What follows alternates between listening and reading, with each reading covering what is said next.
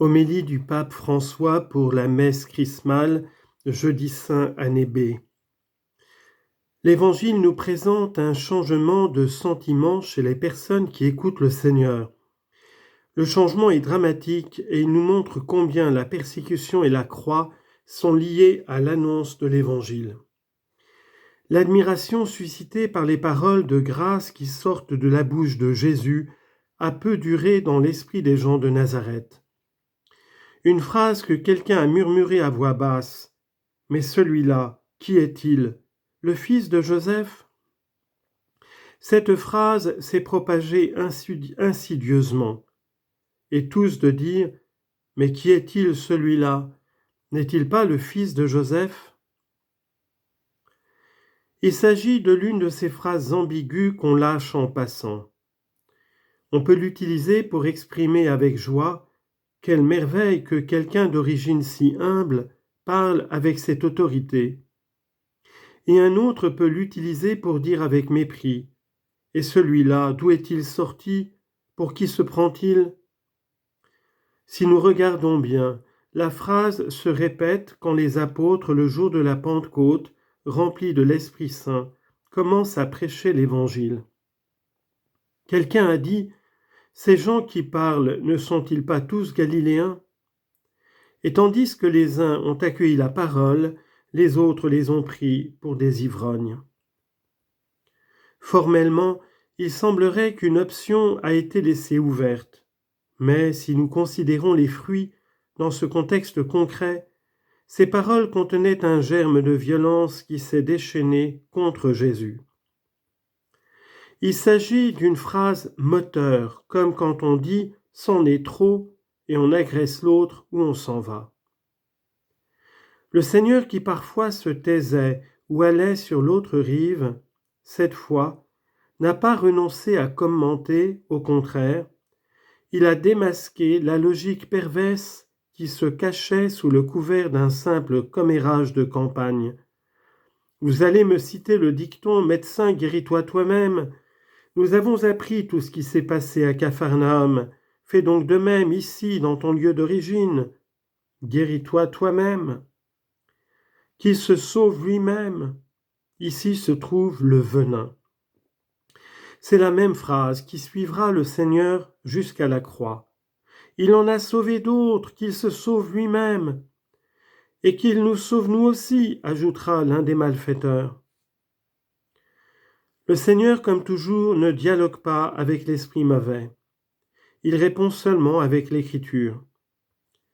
Les prophètes Élie et Élisée n'ont pas non plus été acceptés par leurs compatriotes. Mais par contre, ils le furent par une veuve phénicienne et un Syrien souffrant de la lèpre. Deux étrangers, deux personnes d'une autre religion. Les faits sont un signe fort et provoquent l'effet qu'avait prophétisé Siméon, ce vieillard charismatique, que Jésus aurait été un signe de contradiction. En grec, semeion antilegomenon. La parole de Jésus a le pouvoir de mettre en lumière ce que l'on a dans le cœur, qui d'habitude est un mélange, comme le grain et l'ivraie. Et cela provoque un combat spirituel. En voyant les gestes de la miséricorde débordante du Seigneur, et en écoutant ses béatitudes et les malheurs à vous de l'Évangile, on est obligé de discerner et de choisir. Dans ce cas, sa parole n'a pas été acceptée, et cela a fait que la foule furieuse a tenté de mettre fin à sa vie. Mais ce n'était pas encore l'heure, et le Seigneur, nous dit l'Évangile, passant au milieu d'eux, allait son chemin. Ce n'était pas l'heure, mais la rapidité avec laquelle se sont déclenchées la fureur et la férocité de l'acharnement, capable de tuer le Seigneur à ce moment même, montre que c'est toujours l'heure. Et c'est ce que je voudrais partager aujourd'hui avec vous, chers prêtres. L'heure de l'annonce joyeuse et l'heure de la persécution et de la croix vont ensemble. L'annonce de l'Évangile est toujours liée à l'étreinte d'une croix concrète. La douce lumière de la parole produit clarté dans les cœurs bien disposés et confusion et rejet dans ceux qui ne le sont pas. Cela, nous le voyons constamment dans l'Évangile.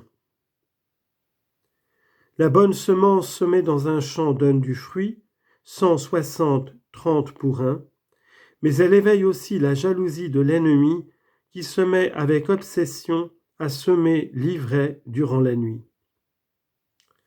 La tendresse du Père miséricordieux attire irrésistiblement le Fils prodigue pour qu'il retourne à la maison.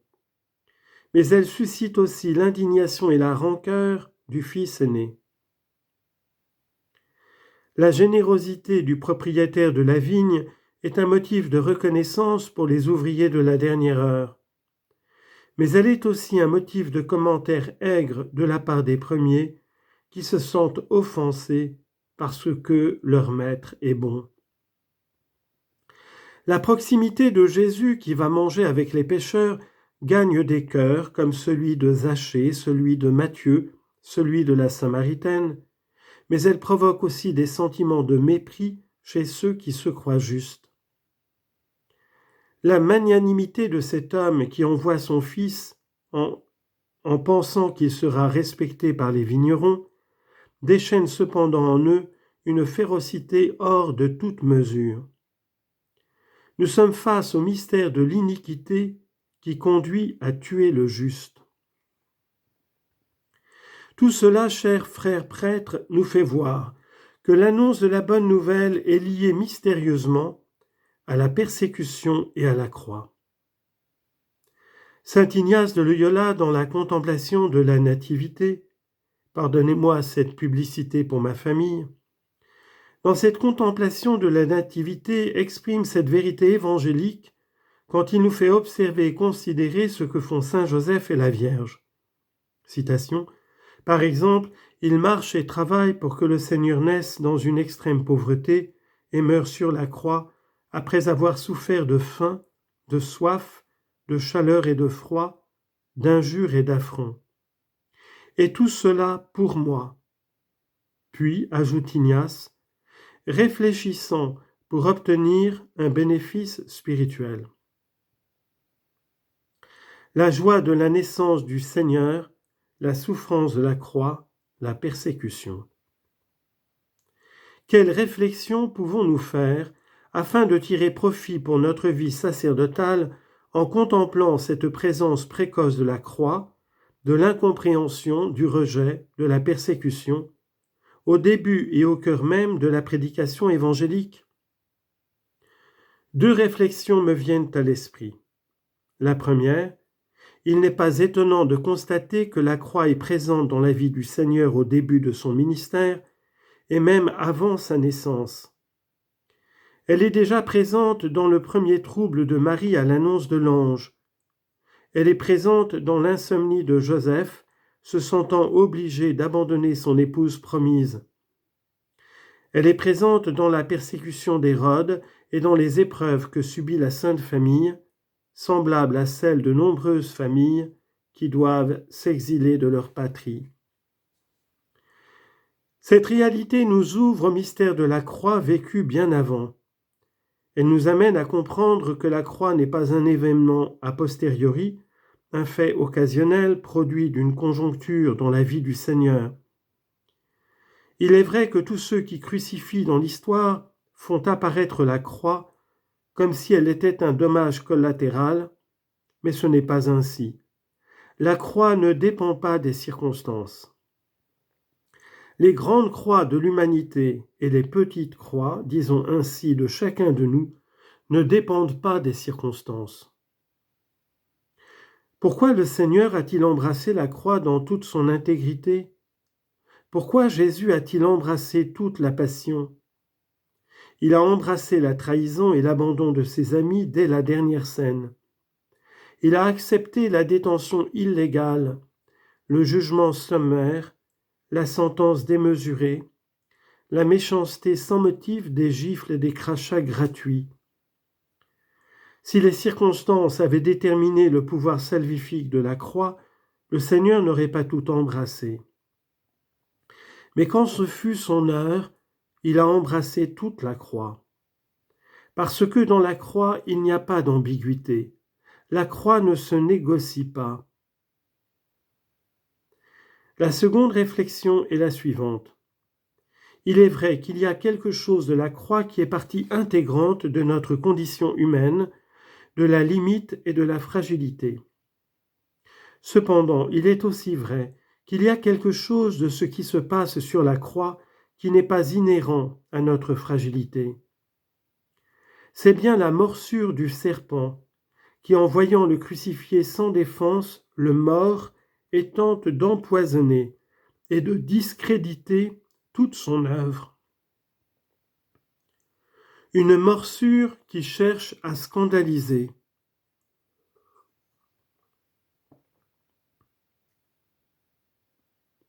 Nous sommes dans une époque à scandale, une morsure à immobiliser et à rendre stérile et insignifiant tout service et tout sacrifice d'amour pour les autres. C'est le venin du malin qui continue d'insister « Sauve-toi toi-même ». Et dans cette morsure cruelle et douloureuse qui prétend être mortelle, apparaît finalement le triomphe de Dieu. Saint Maxime le Confesseur nous a fait voir qu'avec Jésus crucifié, les choses ont été inversées. En mordant la chair du Seigneur, le démon ne l'a pas empoisonné. Il a seulement trouvé en lui la mansuétude infinie et obéissante à la volonté du Père. En revanche, avec l'appât de la croix, il a avalé la chair du Seigneur, qui a été un venin pour lui, et est devenu pour nous l'antidote qui neutralise le pouvoir du malin. Ce sont mes réflexions. Demandons au Seigneur la grâce de tirer profit de ses enseignements. Il y a la croix dans l'annonce de l'Évangile, c'est vrai, mais c'est une croix qui sauve.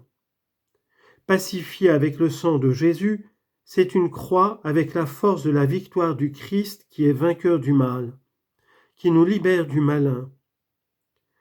L'embrasser avec Jésus et comme lui, déjà bien avant d'aller prêcher, nous permet de discerner et de refuser le poison du scandale avec lequel le démon cherchera à nous empoisonner quand surviendra à l'improviste une croix dans notre vie. Or, nous ne sommes pas, nous, de ceux qui abandonnent, en grec hypostoles, Hébreux chapitre 10, verset 39. Nous ne sommes pas, nous, de ceux qui abandonnent, et le conseil qu'il nous donne, ne nous scandalisons pas, parce que Jésus ne s'est pas scandalisé, en voyant que sa joyeuse annonce de salut aux pauvres ne retentissait pas pure, mais au milieu des cris et des menaces de ceux qui ne voulaient pas entendre sa parole, ou voulaient la réduire à un légalisme moraliste ou cléricaliste. Ne nous scandalisons pas, parce que Jésus ne s'est pas scandalisé quand il devait guérir les malades et libérer les prisonniers au milieu des discussions et des controverses moralistes, juridiques, cléricales, qui surgissaient chaque fois qu'il faisait du bien. Ne nous scandalisons pas parce que Jésus ne s'est pas scandalisé quand il devait rendre la vue aux aveugles au milieu de gens qui fermaient les yeux pour ne pas voir ou regardaient ailleurs. Ne nous scandalisons pas parce que Jésus ne s'est pas scandalisé du fait que sa proclamation de l'année de grâce du Seigneur, une année qui est toute l'histoire, ait provoqué un scandale public dans ceux qui occuperaient aujourd'hui à peine la troisième page d'un journal de province. Et ne nous scandalisons pas parce que l'annonce de l'Évangile ne reçoit pas son efficacité de nos paroles éloquentes, mais de la force de la croix. 1 Corinthiens 1, 17. De la façon dont nous embrassons la croix en annonçant l'Évangile, avec les œuvres si nécessaires avec les paroles, deux choses apparaissent. Les souffrances qui nous sont procurées par l'Évangile ne sont pas nôtres, mais elles sont les souffrances du Christ en nous. 2 Corinthiens 1, 5. et que nous ne nous annonçons pas nous-mêmes, mais le Seigneur Jésus-Christ. Nous sommes serviteurs à cause de Jésus. 2 Corinthiens chapitre 4 verset 5. Je voudrais terminer par un souvenir. Une fois, dans un moment très obscur de ma vie, je demandais une grâce au Seigneur qu'il me libère d'une situation dure et difficile. Un moment obscur. Je suis allé prêcher les exercices spirituels à des religieuses. Et le dernier jour, comme c'était habituel à cette époque, elles se sont confessées. Une sœur très âgée est venue avec des yeux clairs réellement lumineux. C'était une femme de Dieu. Alors j'ai ressenti le désir de lui demander de prier pour moi et je lui ai dit « Ma sœur, comme pénitence, priez pour moi parce que j'ai besoin d'une grâce. Demandez-la au Seigneur et si vous la demandez au Seigneur, certainement qu'il me la donnera. » Elle a fait silence. Elle a attendu un long moment, comme si elle priait. Et après, elle m'a regardé et elle m'a dit ceci. « Certainement que le Seigneur vous donnera la grâce, mais ne vous y trompez pas. Il la donnera à sa manière divine. » Cela m'a fait beaucoup de bien. Sentir que le Seigneur nous donne toujours ce que nous demandons, mais il le fait à sa manière divine.